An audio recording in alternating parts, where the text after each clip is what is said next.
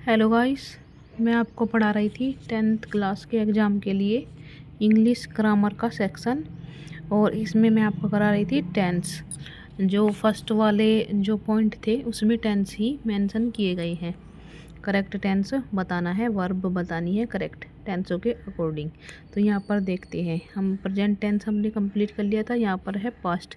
तो पास्ट क्या होता है? पास्ट होता है जो बीत जाता है समय। और इसमें पास्ट के भी मतलब 4 टाइप होते हैं। और फोर टाइप में हम देखते हैं, यह है पास्ट इंडेफिनिट है। ये पास्ट इंडेफिनिट टेंस है ये। तो इसमें इसके पहचान कब करेंगे हम? तो इसकी पहचान होगी हमें, इसका जो पहचान करेंगे आ ई ए ता था ती थी, इस तरह के वर्ड आते हैं। लेकिन यहाँ पर हमको करेक्ट वर्ब वहाँ पर डालनी होती है। तो वहाँ पर क्या इसकी पहचान क्या होती है? जो सिंपल सेंटेंस होते हैं उसमें तो वर्ब की सेकंड फॉर्म का हम प्रयोग करते हैं। और जो नेगेटिव वाले में आ जाते हैं वहाँ पर डिड नॉट का प्रयोग होते हैं। मतलब कहने की बात क्या है, जो पास्ट इंडेफिनिट टेंस है उसकी पहचान है डिड। और अगर सिंपल है वाक्य तो वहाँ पर सेकंड फॉर्म का प्रयोग होता है। जैसे यहाँ पर है, ये है मोहन वेंट टू आगरा, तो यहाँ पर सेकंड फॉर्म का प्रयोग हुआ है। और जब नोट आया है तो डिड नोट आया है। इंट्रोगेटिव में भी डिड का प्रयोग होगा। तो इस तरह से ये कुछ एग्जाम्पल यहाँ पर दिए गए हैं। और इसके बाद आते हैं पास्ट कंटिन्यूस टेंस पर। तो पास्ट कंटिन्यूस में की क्या पहचान है कि इसमें जो है काम मतलब हो रहा है, रहा था, रही थी, मतलब काम हो रहा था, इस तरह से पहचान होती है। तो इसमें क्या हो जाता है? इसमें होता है वाज या वर आता है। तो वाज या वर किस तरह से आएगा? जो एक वचन करता होगा तो वाज आएगा, और जो बहुवचन करता होगा तो वर आएगा। और वर्ब की फर्स्ट फॉर्म में आईएनजी का प्रयोग होता है।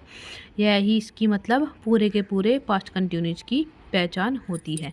इसके बाद देखते हैं पास्ट परफेक्ट। तो पास्ट परफेक्ट में क्या होगा?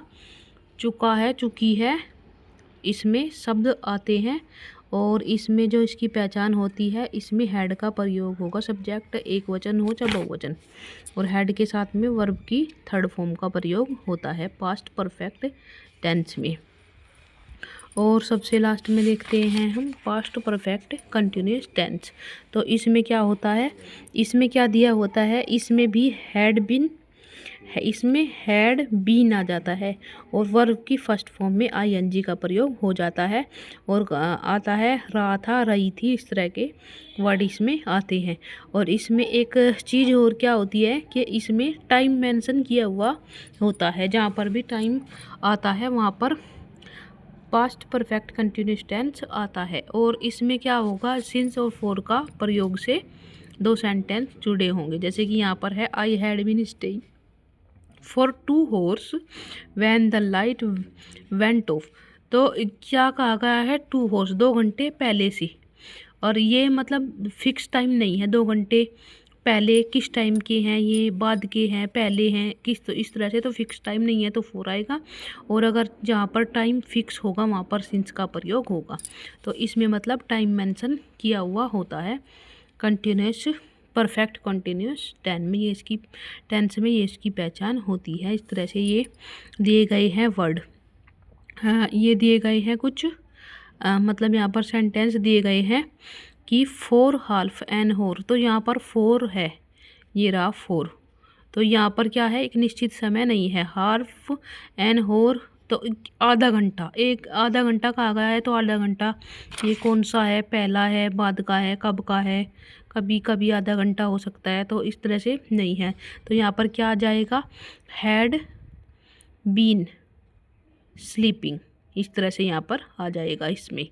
और यहाँ पर भी इस तरह से ही आ जाएगा कि I had been studying, ING लगाकर फॉर दिस, इस तरह से ये आ जाएगा।